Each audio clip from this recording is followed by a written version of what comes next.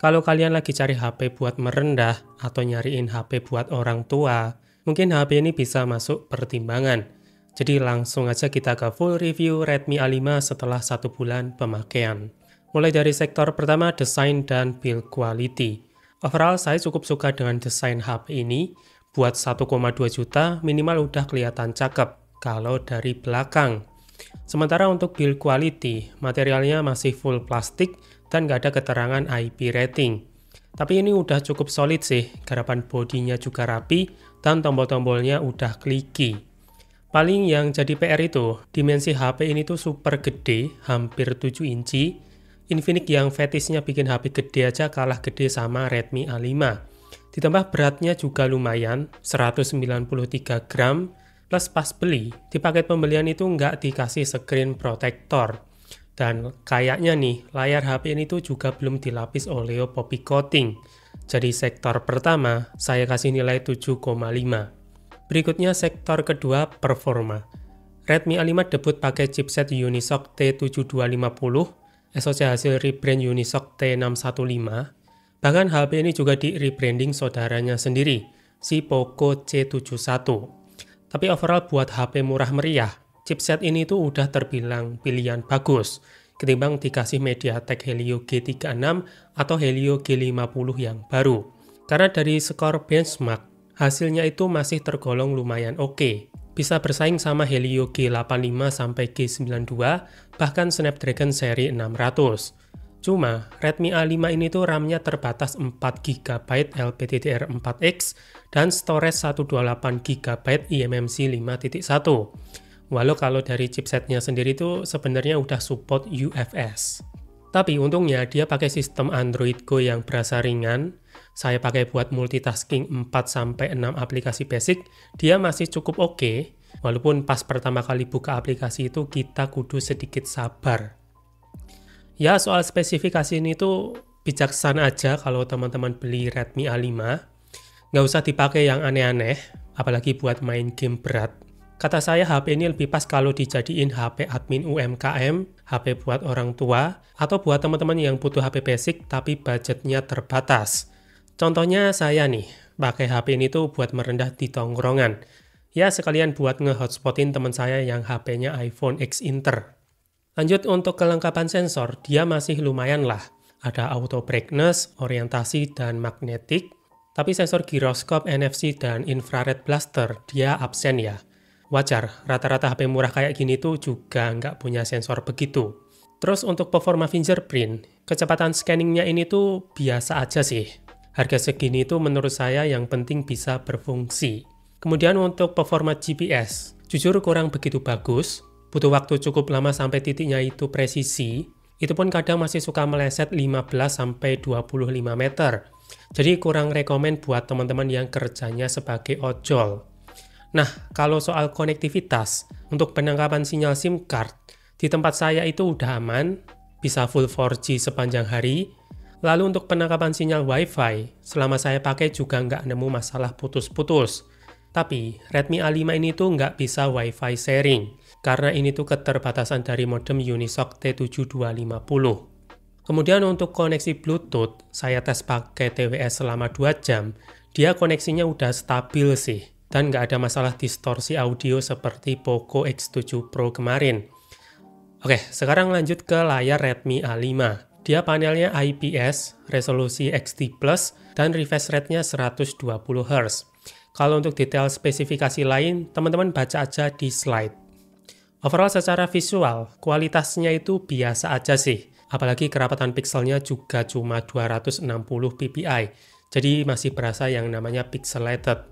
Terus kalau dari warna, sebelum saya bandingin layar HD Plus Meizu M Blue 21, saya ngeliat layar Redmi A5 ini tuh oke-oke aja sih buat standar HD Plus di HP entry level. Tapi setelah saya bandingin, kelihatan di Redmi itu warnanya lebih burem, lebih pucat lah. Cuma selama nggak dibandingin itu, ya kualitasnya cukupan aja sih. Setidaknya buat scrolling itu touch-nya nggak ada masalah, udah enak lah, nggak berasa ada yang namanya touch delay. Paling buat kecerahan layarnya aja sih, karena cuma 450 nit, jadi kurang bisa perform di pemakaian outdoor. Terus untuk kualitas modul getar, vibration motornya ini tuh kasar sih. Bunyinya itu ndut. Tapi ya udahlah, namanya juga HP murah. Yang penting itu bisa bergetar. Daripada mati kalian nanti malah ngira rusak. Berikutnya untuk kualitas audio Redmi A5, dia mono speaker dan posisinya ada di atas. Soal kualitas aspun, nah bang Jawa kuwi ngaran ini yang penting muni, jadi nggak usah berharap banyak. Saran saya sih, kalau musikan itu mending pakai TWS atau pakai earphone, karena HP ini tuh masih punya 3,5 jack audio. Walau untuk powernya itu pas-pasan, bahkan nggak ada EQ. Next ke performa baterai Redmi A5, untuk kapasitasnya 5200 mAh, di pola pemakaian ala saya sebagai HP kedua yang lebih sering saya pakai buat musik, multimedia, dan sosmed, dia bisa bertahan selama 3 harian dengan SOT sekitar 8-9 jam. Sedangkan di mode standby, dia bisa bertahan selama kurang lebih seminggu dengan sisa baterai sekitar 30%.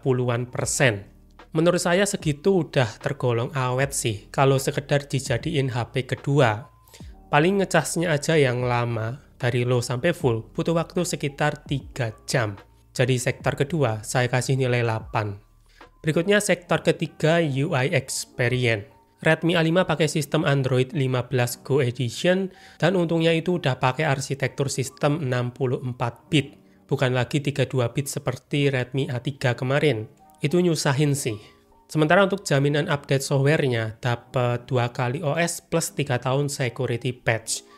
Jadi bakal sampai Android 17 di tahun 2028. Nah, secara interface, UI-nya ini tuh mirip sama stok Android, tapi masih ada sedikit bumbu khas MIUI. Terus secara experience, saya ngerasa sistemnya ini tuh ringan, dipakai multitasking 4-6 aplikasi basic masih cukup oke, dan selama saya pakai juga belum nemu bug yang aneh-aneh. Bahkan buat scrolling Shopee benchmark, dia juga masih sanggup. Lalu buat notif WhatsApp yang biasanya delay di HyperOS, surprisingly di HP ini tuh malah selalu real time. Makanya saya pakai buat HP WhatsApp kerjaan. Kemudian untuk masalah iklan, di feed paling kiri atau app vault, dia masih suka muncul iklan pinjol. Cuma di bagian ini aja sih, dan untungnya itu masih bisa dimatiin. Terus untuk bloatware, dia ada kurang lebih 10 aplikasi tambahan, itu pun sebenarnya juga masih bisa di-uninstall semua. Jadi sebenarnya kedua hal barusan itu masih ada solusinya. Ya overall buat kebutuhan dasar ini tuh sistemnya udah lancar, nggak seberat HyperOS di Redmi 14C ataupun Poco C75. Tapi dengan catatan buat pemakaian yang wajar aja ya. Kalau pemakaian berat ya nge-lag juga. Jadi berterima kasihlah sama sistem Android Go, udah bikin HP kentang ini tuh bisa ngehandle RAM 4GB dengan cukup baik. Cuma, konsekuensi sistem Android Go ini tuh jadi miskin fitur. Dia nggak bisa split screen, nggak bisa floating window, nggak bisa double tap to wake to sleep. Terus aplikasi Min Tema ini tuh dia scam sih, kayak janji pejabat gitu. Karena sebenarnya cuma bisa ganti wallpaper doang, nggak ada tema yang bisa di-apply. Jadi Android Go ini tuh emang sistem yang benar-benar di-build up buat maksimalin kinerja HP spek kentang. Tapi selama kebutuhan basic udah terpenuhi, saya rasa itu udah cukup ya. Malah kalau dengan spek seperti ini, dikasih sistem HyperOS full, yang ada itu cuma beratin sistem. Jadi sektor ketiga, saya kasih nilai 8. Berikutnya sektor keempat, gaming test Redmi A5. Oke, ini saya to the point aja sih. Yang jelas HP ini tuh tidak saya rekomendasikan buat main game. Walaupun bisa, tapi bisa-bisaan aja. Karena saya udah tes, Mobile Legends itu dia sering frame drop ke 30-an FPS, bahkan under. Terus untuk Bandori juga sama sih, grafik rata kiri itu dia nggak bisa ngehit 60 FPS. Dan performanya itu juga nggak stabil. Apalagi kalau dipaksa buat main Genshin Impact atau Wuthering Waves, itu sih namanya udah sakit jiwa kali ya. Maksa HP kentang buat main game berat. Tapi kalau sekedar game ringan seperti COC, Crazy One, atau MotoGP Guru, Redmi A5 ini masih bisa. Jadi sektor keempat, saya kasih nilai 5. Terakhir sektor kelima, kamera Redmi A5. Kamera utama 32 megapiksel, sensor Galaxy Core GC32E2, dan ditemani satu kamera, entah kamera apaan, karena di website itu juga nggak dijelasin. Sedangkan kamera depan resolusinya 8 megapiksel, sensor Galaxy Core GC08A. Yang pasti baik kamera depan atau belakang, perekaman videonya itu mentok Full HD 30. Oke, buat hasil, buat standar HP murah, ya apa adanya sih. Tapi di beberapa momen, kalau situasinya pas, hasilnya itu masih tergolong lumayan cukup bagus. Walaupun lebih sering dapat hasil foto yang jelek sih. Karena secara detail dia kurang tajam, kontras juga kurang oke, terus dynamic range dan processing warnanya itu dia ala kadarnya. Malah seingat saya, kamera Redmi A3 itu masih lebih baik daripada Redmi A5. Dan ini tuh baru foto ya, kalau videonya itu lebih parah lagi. Cuma dari awal, HP murah meriah kayak gini tuh orientasinya bukan nyari kamera, tapi nyari fungsi. Untuk kamera, asal objeknya itu kelihatan jelas, menurut saya itu udah cukup. Jadi sektor kelima, saya kasih nilai 6, pas KKM. Entah zaman sekarang itu masih ada sistem KKM atau enggak ya. Karena dulu zaman saya SD itu sering langganan remedial mapel KTK. Bahkan ikut remedi aja masih dapat nilai 6. Ini tag fokusnya bisa. Di sini juga bisa. Ngaruh nggak sih? Yang jelas hasil videonya kayak begini. Nggak bisa dibilang bagus, tapi ya udah cukupan. Itu ada bis. Mobil salip-salipan. Ya begitulah hasil video si Redmi A5.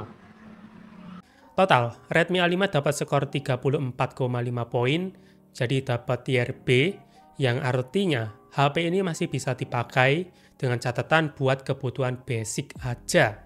Tapi memang buat yang paham spesifikasi, ngelihat Redmi A5 ini tuh gatel pengen ngeskip. Cuma kalau memang posisi teman-teman itu butuh HP basic dan nggak nutut banyak fitur macem-macem, asal bisa dipakai buat komunikasi lancar, ya HP ini tuh bisa jadi pilihan. Apalagi kalau dipakai buat merendah di tongkrongan, HP ini tuh bisa banget. Bahkan buat nge-hotspotin iPhone aja baterainya awet. Oke, segitu dulu untuk full review Redmi A5 setelah 1 bulan pemakaian. Kalau teman-teman ada pertanyaan atau mau sharing, tulis saja di kolom komentar. Jadi sampai jumpa di video gadget berikutnya, dan mata Asita.